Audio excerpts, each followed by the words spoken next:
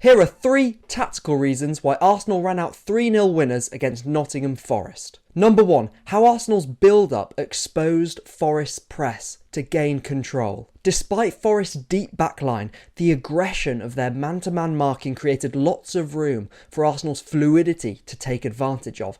Ndoye, the right winger, has tracked Calafiori all the way into the Italian's position, stacked on top of Martin Zubimendi, who is constantly looking for angles to receive and to turn. The Spaniard's movement opens up a lane for Mosquera to whip a pass into Nwaneri, who has pinned Anderson deep before swinging lower to receive. With Anderson pulled out, Nwaneri can spin and drive and slip in Noni Madueke, with that cavern of space between Forest's defensive lines to drive through. Number 2, the influence of Cristhian Mosquera and Martin Zubimendi. We can see how, as Zubimendi promotes high, Gibbs White is forced to jump onto Mosquera, who, as he demonstrated across the entire match, was happy to invite, to manipulate the front man's positioning and to break lines with a pass. Nwaneri has spilled wide again into a zone this time Anderson doesn't want to be pulled into. He gives and goes with Madueke, and Zubimendi, who has continued his run unmarked, can carry and set up Eze.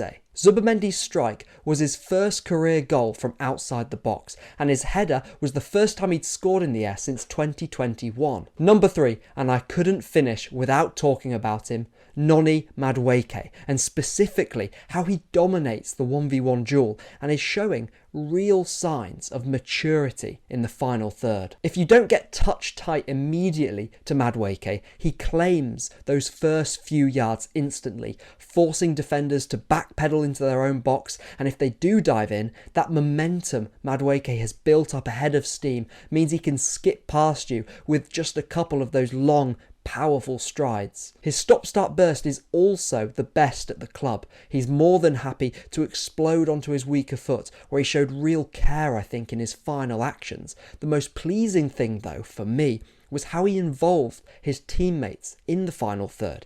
Here, he's got 3 men in the way of a potential shot, so Madueke waits for Gyökeres to arc his run on the right-hand side before playing a reverse ball to the Swede, who smashes the upright. In this example, Timber isn't even in shot, but Madueke has the timing and the presence of mind to cut in, to slow the game down, then wait a perfect ball to Timber, who punches it just ahead of Rice, looking for a tap-in. For more in-depth Arsenal analysis, head on over to the Harvey Gratian YouTube channel.